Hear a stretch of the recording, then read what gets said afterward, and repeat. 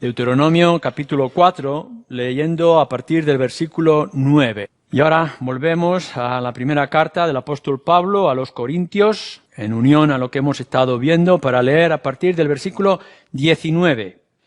Dice así Pablo: ¿qué digo pues? ¿Que el ídolo es algo o que sea algo lo que se sacrifica a los ídolos? Antes digo que lo que los gentiles sacrifican, a los demonios lo sacrifican y no a Dios. Y no quiero que vosotros os hagáis partícipes con los demonios. No podéis beber la copa del Señor y la copa de los demonios. No podéis participar de la mesa del Señor y de la mesa de los demonios. ¿O provocaréis a celos al Señor? ¿Somos más fuertes que Él? Durante varios domingos hemos estado tratando el asunto de la idolatría en sus diferentes aspectos o aplicaciones, partiendo de algunos de los principios, los 5 principios que veíamos anteriormente. Creo que es necesario que hagamos un constante análisis, no solamente de lo que las naciones paganas o la gente del mundo está viviendo o está experimentando de lo que es la idolatría, sino cómo nosotros, como pueblo, como iglesia, nos tenemos que enfrentar o qué actitud debemos de tomar ante esa idolatría. Ya en el capítulo 8 de esta carta de Pablo a los Corintios, y como hemos visto, ya decía de este capítulo 10, Pablo considera importante que hagamos algunos análisis o aplicaciones acerca de la idolatría en sí.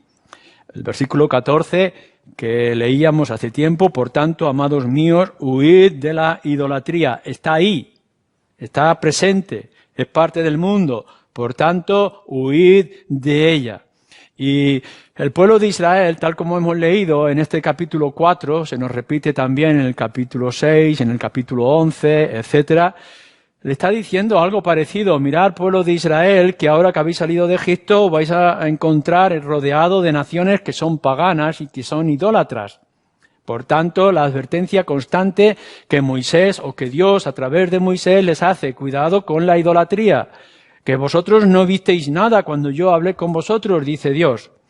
No tenéis ninguna idea de imagen acerca de Dios y no lo podéis representar de ninguna manera como hacen el resto de las naciones. Por tanto, tener cuidado de ellas. Y lo que se estaba diciendo a la iglesia de Corinto en el tiempo de Pablo, o se estaba diciendo al pueblo de Israel en el tiempo de Moisés, es igualmente aplicable en las circunstancias en las que nosotros estamos viviendo en este siglo XXI.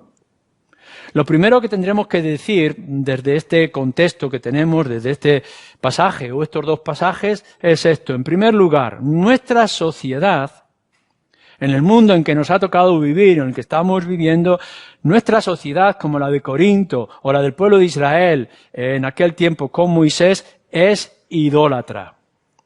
Es decir, no es que nieguen en sí Dios o la existencia de Dios de cualquier clase, sino que adoran aquello que no es Dios. Y su idolatría les hace o lo expresan en multitud de sacrificios, o como nos dice aquí, lo pone de esta manera, de la mesa del Señor o la copa del Señor con la mesa de los ídolos y la copa de los ídolos. Todo sacrificio, toda ofrenda, todo ritual, toda relación que se pueda tener que no es con respecto al Dios verdadero y de la manera que Dios lo ha establecido, es idolatría.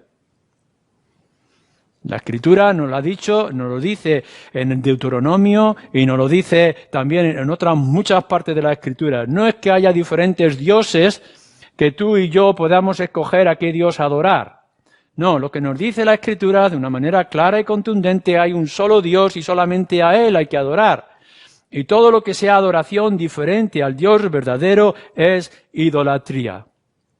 Y esto es algo que nosotros debemos de tratar con tremenda y total seriedad, por lo que afecta al mundo que nos rodea y que lo podamos comprender y conocer, y lo que nos puede afectar a nosotros.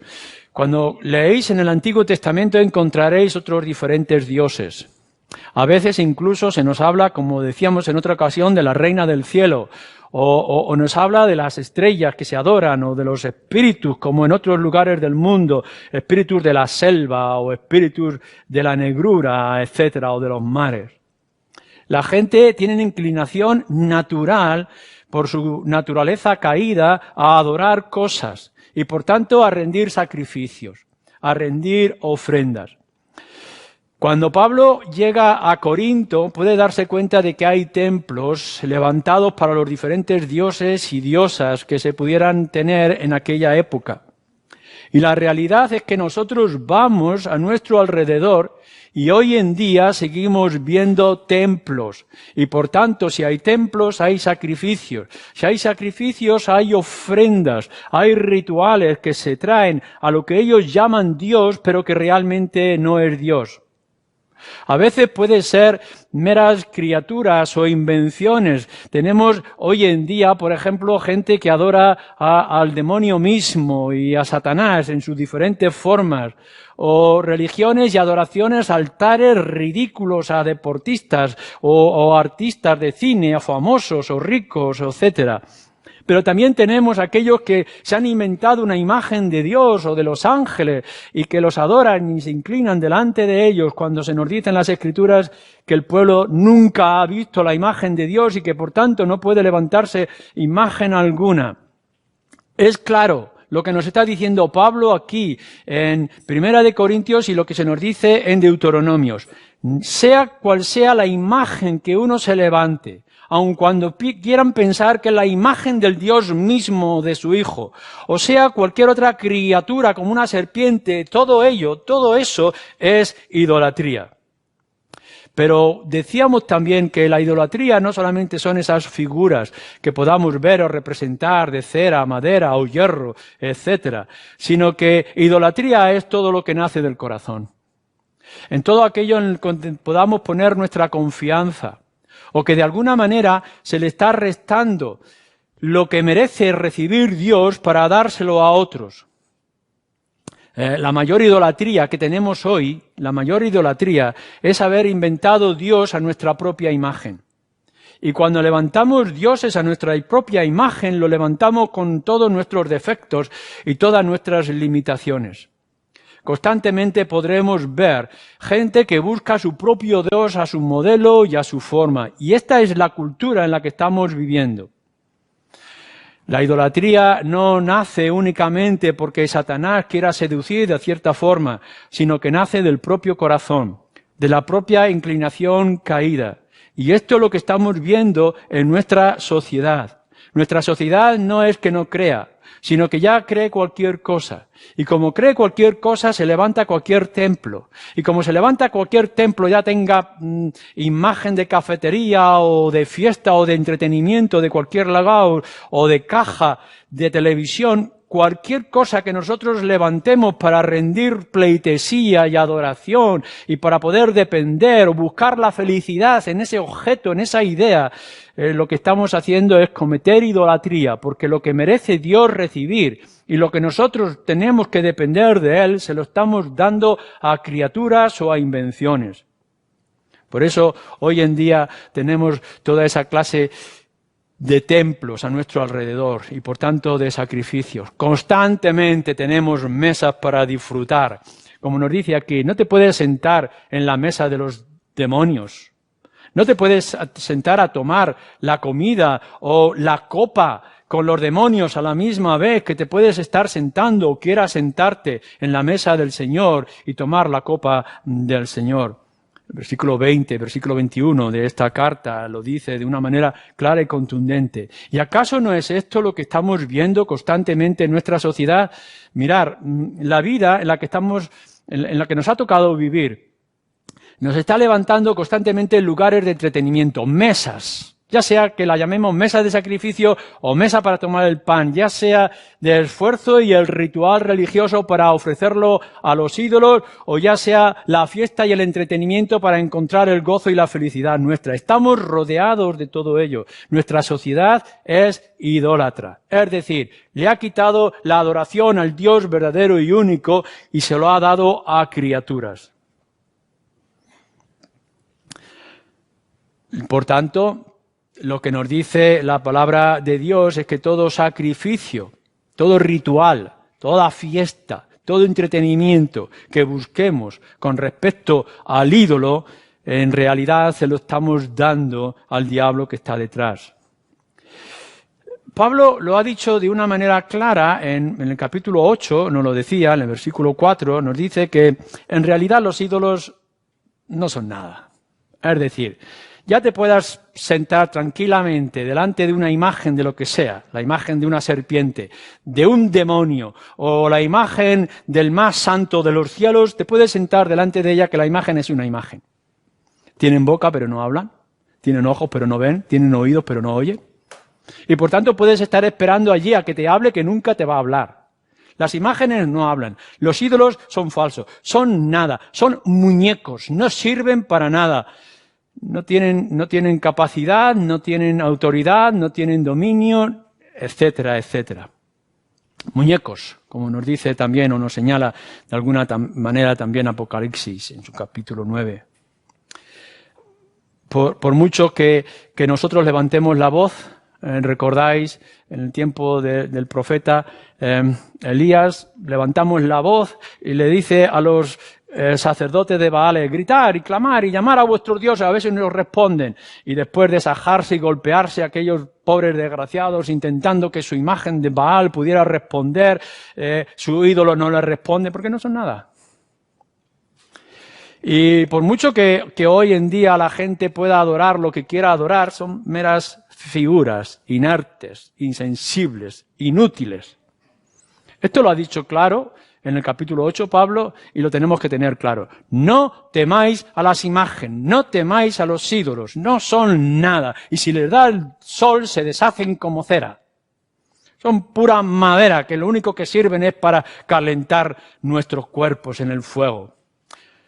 Ahora bien, dice también el apóstol Pablo, detrás de cada ídolo que nosotros levantamos o la sociedad levanta, hay demonios. Aun cuando esa imagen, esa estructura que hemos levantado, esa idea que podamos tener, sea inútil, no os engañéis. Los demonios, dice, están detrás de todo ello. El apóstol Pablo, en la carta a los Efesios, nos dice que hay esos espíritus de maldad en la filosofía y en las ideas. Y que detrás de ellos hay esos demonios, ese príncipe de maldad que está en medio de nosotros que va a utilizar cualquier ingenio, cualquier invención o cualquier deseo del corazón pecaminoso que es el nuestro para hacer sus ataques y traer su ideología o poder traer el daño que él desea hacer. Hay huestes de maldad detrás de todas esas imágenes, rituales o sacrificios idólatras que tenemos en la sociedad.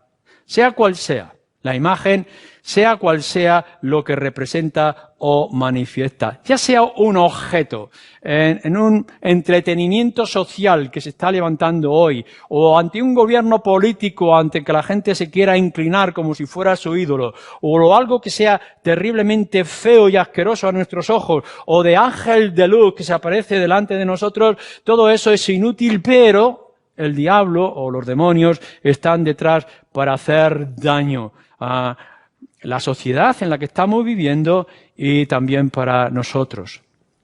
Los ídolos son instrumentos de Satanás. Y las religiones falsas y toda su ideología es una estrategia de Satanás también para hacernos daño. Se nos presenta, nos dice la Escritura, que el diablo no viene con rabos y cuernos de color rojo, sino que viene como ángel de luz, como lo más atractivo, como aquellos que nos impulsa a inclinarnos, como dice en Apocalipsis, para adorarlo y para reconocerlo. Quiere engañar y quiere tentar. Pero no solamente para tener el dominio sobre las sociedades y generaciones en las que vivimos, sino también para hacernos daños a nosotros mismos como pueblo de Dios. Y es aquí donde yo quiero hacer el énfasis. El diablo no puede poseernos como creyentes. No puede entrar y dominar nuestro corazón. puesto que nuestro corazón pertenece a aquel que nos ha salvado y nos ha comprado, redimido. Por tanto, donde está el Espíritu de Cristo, allí hay libertad y hay gobierno. El diablo no puede, pero lo que sí puede es engañarnos y seducirnos, para que podamos llegar a ser infieles a aquel que nos ha comprado y que nos ha adquirido, para hacernos pecar en adulterio espiritual. Es decir, aun cuando no puede destruir lo que Cristo ha firmado con su propia sangre, el diablo sí puede hacer que cometamos infidelidad o que cometamos adulterio con respecto a nuestro amor y nuestra relación con el Señor. Hacerte infiel. Por eso podremos ver cómo el mundo nos seduce y se llena de sus perfumes y de sus colores para poder atraernos. La estrategia de Satanás es toda esa idolatría que se levanta para poder separarnos de nuestra relación de intimidad y amor con Dios o con el Señor para llevarnos a los ídolos falsos que hay a nuestro alrededor. Moisés, o Dios, a través de Moisés, en el capítulo 4 de Deuteronomio, nos lo ha dicho. ¿Es que hay algún Dios como yo? ¿Podéis encontrar un Dios que os haya librado de la mano de hierro de Egipto como yo lo he hecho?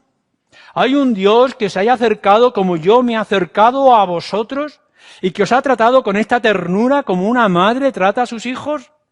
Podéis recorrer toda la historia del pueblo de Israel y podréis ver cómo es un Dios generoso y un Dios cercano que nos trata como padre. Podéis encontrar un Dios como el que soy yo. No hay otro Dios que haya mostrado mayor gloria y mayor misericordia.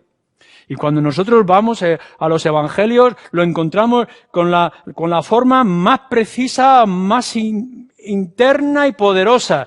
¿Hay algún Dios que haya podido ofrecer a su único Hijo como yo lo he hecho para salvación de vuestras almas? ¿Dónde encontraréis un Dios como yo? Y aún así podemos ver en el pueblo de Israel cómo, con qué facilidad cometen el adulterio, con qué facilidad son infieles. Cuando observan a todo su alrededor las imágenes de otros dioses, las invenciones de los hombres, cuán fácil es inclinarse a ellas también y querer ser como el resto de las naciones. Lo mismo podía estar ocurriendo con la iglesia en Corinto como nos está ocurriendo a nosotros. ¿Por qué nosotros vamos a ser diferentes?